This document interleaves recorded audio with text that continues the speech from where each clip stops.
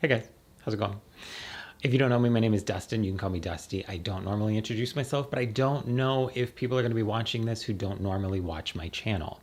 I don't typically do film reviews. I've never done a film review. I've talked about movies that I've seen or stuff that I was watching on TV or whatever. I've never done a film review. It's way outside my wheelhouse, and why I would start with cats is a little bit probably weird for some of you who are used to watching me, but there is a reason, and I will tell you why. We've all seen the trailer. We know about the movie. It's like this big disaster, like a horrible snowball of chaos that's rolling downhill.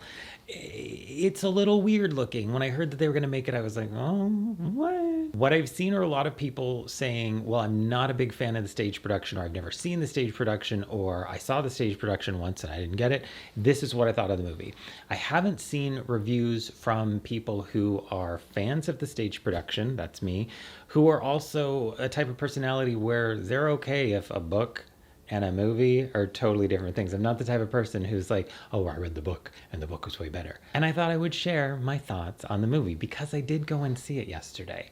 Because it was Christmas, it was 11 o'clock, and I just wanted to do something fun, and no one had bought a ticket for it. So we had the theater to ourselves. Now, if you're watching this because you're getting your kicks, like you're watching an episode of Jerry Springer and it's fun to see who's coming up with the worst things that they can possibly say about cats, go someplace else. I actually liked the movie, which is not to say that it doesn't have its problems, and it's not to say that there weren't things that I didn't necessarily like about it. If you're someone who's unfamiliar with the play, I am going to be talking to those of us who are very familiar with it. So I'm going to be using a lot of references that those of you who are familiar will understand. So picture it. Christmas 2019, we go see Cats. It is jarring. When I first sat down and I started watching this and I'm seeing the weird CGI fur that's on these dancers, it's strange. When they're jumping around in the opening scene, it looks like you took a picture of like someone like a picture of them in the computer and just went like plop and just did that. It's strange. Because of the way that the fur lays on the bodies, it does make the people look really CGI. After a couple minutes, you get used to it. I got used to it. You just let it go. The tails are a little strange. What I've come to sort of realize as I was watching this last night is that all of the reviews that you've seen, all of this stuff, everything that you've read, everything that you've seen people talk about, and I'm going to be a hypocrite here. No one over the age of 13 has any business reviewing this movie. And that, in my opinion, is the same with the stage production. In my opinion, it is a stage play for little kids. This is a movie for little kids. When I first saw the stage production, I was 12, and I didn't know what they were saying. I couldn't make out any of the words, but it was people dressed as cats dancing around and jumping on stage. And I thought it was the most awesome thing I'd ever seen since I discovered ninjas. I went the next year, and then the next year. I bought the soundtrack and I learned the lyrics. I have T.S. Eliot's Old Possum's Book of Practical Cats. I can see it right there.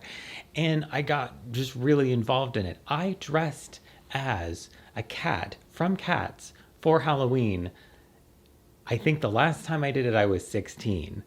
So I genuinely really liked this. What I tried to do when I saw the movie, as I'm realizing that this is really for kids, is I just tried to remember what it was like to be 12 years old and going to see the play for the first time. Do that. Remember the first time that you saw Cats and fell in love with it. You are a fan of the production. And walk into the theater with that kind of energy and just let it go. And then it's fine. Ian Mckellen was great. Judi Dench was great. Ian Mckellen it was wonderful to see him go, like, I am a classically trained actor and I am now a cat. The performances were all great. I didn't have a problem with them. I didn't like the arrangements of some of the songs. Mungo Jerry and Rumple Teaser, completely different melody, same lyrics, but the song was totally different and I didn't really care for it. The awkward performance was Rebel Wilson. It was just a little weird for me. She was really hamming it up. It works for the character, so it's fine. It was also the first big number of the movie, and I was still getting used to the way these cats looked on screen. that could have been part of the reason why it was just a little bit awkward. Looking back on it, I can say if I was a little kid and I was watching this, I would probably laugh my butt off because she was really funny. I don't have a problem with James Corden. I know that some people I read online and people like think he's terrible. I don't think he's terrible at all. He was a great Buster Jones. I thought it worked well. What surprised me, I wasn't aware that, from what I can tell, that these were vocals that were recorded live. So just like Les Mis, if you watched that, which I did not like because it's just like 5 hours of depressing. But it's really interesting to watch these people sing live, and it does sort of create, you get more emotion from it. It also allows you to see people like Jason Derulo doing Rum Tum Tugger, and I do not like that song, and go, holy whoa, like this is good, like he can sing, which isn't a shock, but it's kind of a joy to watch. And of course Jennifer Hudson as well. Now, I'm not a huge fan of Jennifer Hudson's voice. That's just me. I'm okay with that. I love that she exists because I think she's awesome, and I will continue to watch stuff that she is in because I think she's great. I just not a huge fan of her vocal tone. I'm not a huge Taylor Swift fan. I'm actually really not a huge Taylor Swift fan. But I know people love her, and I think that she has a really positive influence on people, and people really connect with what she does. I am thrilled that she is on the planet and in the universe. I think it's awesome. Just not a fan. But just because I'm not a fan doesn't mean that someone shouldn't exist. Her song that she put in here, she co-wrote a song with Andrew Lloyd Webber, Beautiful Ghosts, I think is the name of it. Surprised me. I was not aware that she wasn't singing it. She actually sings, somewhat disappointingly, my favorite song from the production, which is Mckellen. And I want it as a duet. That's just me. I'm nitpicky. She didn't do a bad job. It's fine. And I still like the song. The song that she wrote with Andrew Lloyd Webber comes in after the first rendition of Memory. I actually think that it's beautiful. It fits in really well. It helps the story be told, and it is also a point where you get to see, because she's singing this song to Grisabella, it shows Deuteronomy sort of noticing as Grisabella as a potential candidate for a cat to be resurrected. So it did its job really well, and I enjoyed it, and it was beautifully sung.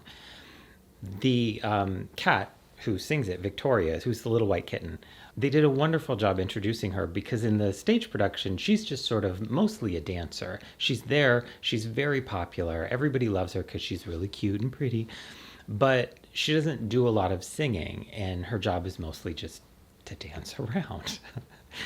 She does open the movie just like she opens the play, but her character is a cat that's been discarded and just like ditched and dumped. And so you kind of get to know the story through her eyes while she's being kind of introduced to all these other cats. Do they look like monkeys? Yes, they do. They look more like monkeys than cats, but they're humans.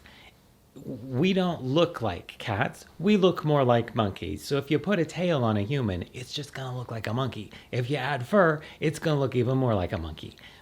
Let it go. I was sitting there with Jeff, and we're watching it, and I asked him, what he thought when he was done. And he said, once I let it go, once I let a lot of it go and was like, yeah, this is a little weird. Yeah, this is a little weird. He said, I liked it. It was actually quite good. If you like the songs, they're pretty much the same. The only arrangement that changes is Mungo Jerry and Rumpelteazer.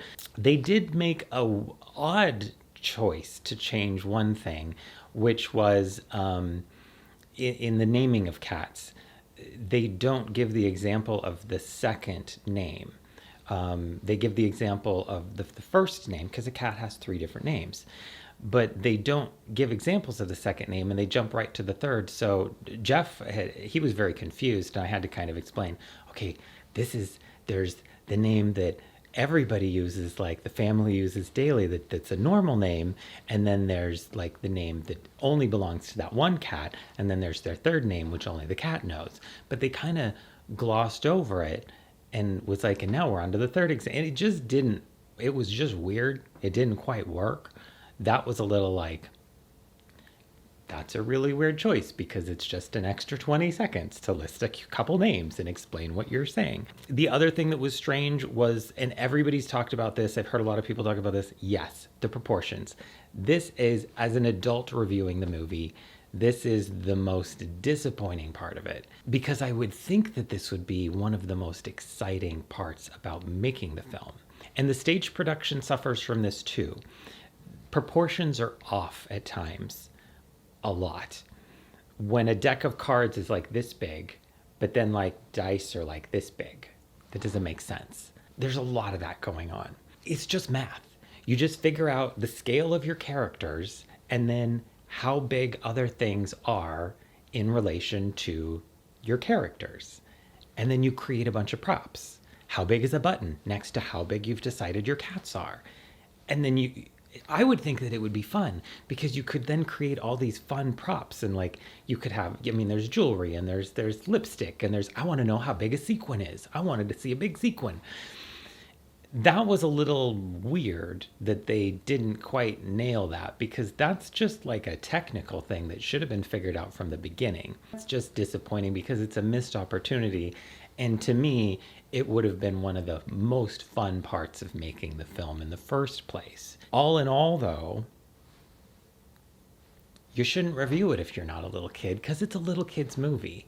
And that's pretty much it. I've heard some people say that, like, oh, someone was saying, like, the thing with Victoria and Mungo Jerry and Rumple Teaser, I read some review where they were saying, like, it looked like a threesome, and people are sort of over, and there are some things that maybe, again, as an adult I watch and I think, well, that seems a little weirdly sexual.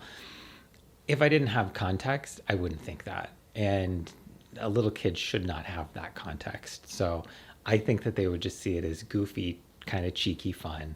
And there's like fart jokes. There is a ball gag that I hate those where someone gets like hit in the balls. That's always makes me roll my eyes. There were a couple emotional moments. I did cry at Jennifer Hudson's first version of Memory, not the second. The sets are beautiful. The lighting is insanely gorgeous, and the way that they were able to light the fake fur with like the pink neon and orange neon and stuff was really something to see. It was kind of incredible. I wanted to see this before. There's a new version that's coming out, like a new edit on Sunday, and I wanted to see this before, once I found out that was happening, because I thought, what if I never get the opportunity to see this in its full horrible form? It was good. I would see it again. And that's it. If you're a fan of the play, see it with that memory of knowing how you felt the first time you saw it. But it is for either people who know and love the play, or for a little kid who's just going to get a kick out of seeing weird monkey cat people jump around and dance, because it's kind of fun. I liked it. That's me. So there you go. That's my Cats review. That was just a ramble. And I hope you're all well. I just wanted to say hi. And I don't know. Hope you had a good holiday. I'll be back in a couple days with a new video, because I have something fun coming up that I'm going to talk to you about. If, of course, you love content like this and you'd like to support the channel, check me out on Patreon. It's patreon.com/DustinHunter. There are multiple tier levels with different rewards. And those of you who are on the like physical Christmas card list, you should be getting your cards any day now, because I sent them out late, because that's how I roll. I always seem to send these things out late. E-cards are all sent out to those of you who are getting e-cards. And if you have any questions, anything like that, please leave them in the comment section. I'll do my best to get back to you. And if you've seen the movie, let me know what you think. Stop being a grown-up about it, though. That's all I would say. Stop being an adult. It's not for you. It's not an adult movie. So let it go. And I'll talk to you soon. Thanks, guys. Bye.